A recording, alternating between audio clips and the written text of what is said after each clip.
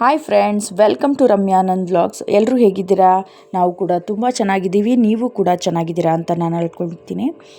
So ಇವತ್ತು ನಾನು ಮೊಟ್ಟೆ ಗೊಜ್ಜು ಮಾಡೋಕ್ಕೆ ಹೊರಟಿದ್ದೀನಿ. ಫಸ್ಟು 2 ಸ್ಪೂನ್ ಆಯಿಲ್ ತೊಗೊಂಡಿದ್ದೀನಿ.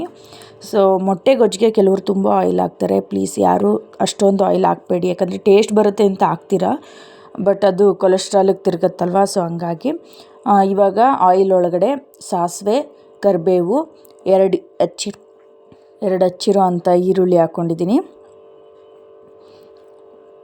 ಅದನ್ನು ಚೆನ್ನಾಗಿ ಕಲ್ಲರ್ ಬರೋ ಹಂಗೆ ಮತ್ತು ಸ್ಮೆಲ್ ಹೋಗೋವರೆಗೂ ಹುರ್ಕೋಬೇಕು. ಚಪಾತಿಗೆ ಮತ್ತು ಇದಕ್ಕೆ ರೈಸ್ ಕೂಡ ಕಲಿಸ್ಕೊಂಡು ತಿನ್ಬೋದು, ತುಂಬ ಚೆನ್ನಾಗಿರುತ್ತೆ. ರೈಸ್ಗೆ ಆ್ಯಕ್ಚುಲಿ ಇನ್ನೂ ಚೆನ್ನಾಗಿರುತ್ತೆ, ಚಪಾತಿಗೂ ಚೆನ್ನಾಗಿರುತ್ತೆ. ಒಂದ್ಸಲ ಟ್ರೈ ಮಾಡಿ. ಇವಾಗ ಶುಂಠಿ ಬೆಳ್ಳುಳ್ಳಿ ಪೇಸ್ಟ್ ಹಾಕ್ತಾಯಿದ್ದೀನಿ. ನಂತರ 4 ಟೊಮೊಟೊ ಹಚ್ಕೊಂಡಿದ್ದೀನಿ. ಸೊ ಅದನ್ನು ಕೂಡ ಹಾಕ್ತಾಯಿದ್ದೀನಿ. ಸೇಮ್ ನೀವು ಹೆಂಗೆ ಟೊಮೊಟೊ ಗೊಜ್ಜು ಹೆಂಗೆ ಮಾಡ್ಕೊಳ್ತೀರೋ ಮನೆಯಲ್ಲಿ, ಅದೇ ರೀತಿ ಟೊಮೊಟೊ ಗೊಜ್ಜನ್ನೇ ಮಾಡ್ಕೊಳ್ಬೇಕು. ಫಸ್ಟು ನಿಮಗೆ ಬೇಕಿದ್ದರೆ, ಯಾರಾದರೂ ಎಗ್ಗು ತಿನ್ನಲ್ಲ ಅನ್ನೋದಾದರೆ ಇದೇ ಥರ ಟೊಮೊಟೊ ಗೊಜ್ಜನ್ನ ಎತ್ತಿಟ್ಕೋಬೋದು ಸಪ್ರೇಟಾಗೆ. ಇಲ್ಲ ಅಂತ ಅಂದರೆ ಇದಕ್ಕೆ ಮೊಟ್ಟೆ ಒಡೆದು ಹಾಕ್ಕೊಳ್ಳೋದು ನೋಡಿ ಚೆನ್ನಾಗೆ. ಮತ್ತು ಇನ್ನೊಂದೇನೆಂದರೆ, ಮಕ್ಕಳಾಗಿರ್ಬೋದು ದೊಡ್ಡವರಾಗಿರ್ಬೋದು ಟೊಮೊಟೊನ ಎತ್ತಿಡೋದು ಜಾಸ್ತಿ. ಸೊ ಹಂಗಾಗಿ ಆ ಟೊಮೊಟೊನ ಚೆನ್ನಾಗಿ ಸ್ಮ್ಯಾಶ್ ಆಗೋವರೆಗೂ ನೀವು ಬೇಯಿಸ್ಕೊಳ್ಬೇಕು ಚೆನ್ನಾಗಿ. ಸೊ ನಂತರ ಅದಕ್ಕೆ ನಾನು ಸಾಂಬಾರು ಪುಡಿ ಹಾಕ್ಕೊಂಡಿದ್ದೀನಿ, ಅಥವಾ ಖಾರದ ಪುಡಿನೂ ಹಾಕ್ಕೊಳ್ಬೋದು.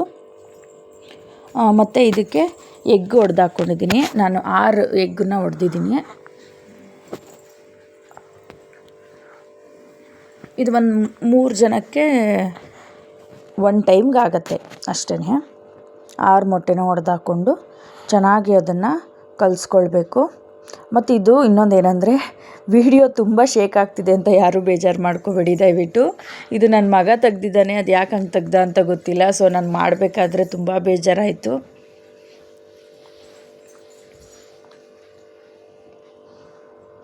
ನೋಡಿ, ಆ ರೀತಿ ಚೆನ್ನಾಗಿ ಕಲಿಸ್ಕೊಳ್ಳಿ. ಇದಕ್ಕೇ ರೈಸ್ ಹಾಕ್ಕೊಂಡು ಕೂಡ ತಿನ್ಬೋದು.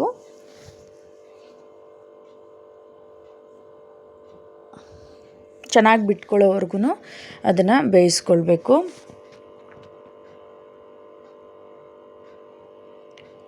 ನೋಡಿ ಈ ಥರ ಬರುತ್ತೆ ಅದು. ಈ ಥರ ಮಾಡ್ಕೊಳ್ಳಿ ನೀವು ಕೂಡ ಮನೆಯಲ್ಲಿ, ತುಂಬ ಚೆನ್ನಾಗಿರುತ್ತೆ. ದಯವಿಟ್ಟು ನಮ್ಮ ಚಾನಲ್ಗೆ ಸಬ್ಸ್ಕ್ರೈಬ್ ಮಾಡಿ, ಸಪೋರ್ಟ್ ಮಾಡಿ, ಲೈಕ್ ಮಾಡಿ. ಇನ್ನೂ ಹೀಗೆ ಮುಂದೆ ತುಂಬ ವೀಡಿಯೋಸ್ ಮಾಡ್ತಾಯಿರ್ತೀನಿ. ಪ್ಲೀಸ್ ನಿಮ್ಮ ಸಪೋರ್ಟ್ ನಮ್ಮ ಮೇಲಿರಲಿ. ಈಗ ಮೊಟ್ಟೆ ಗೊಜ್ಜು ರೆಡಿ ಆಯಿತು ನೋಡಿ, ಈ ರೀತಿ ಬರುತ್ತೆ. ಥ್ಯಾಂಕ್ ಯು ಸೋ ಮಚ್ ಎಲ್ಲರೂ ವಾಚ್ ಮಾಡಿದ್ದಕ್ಕೆ.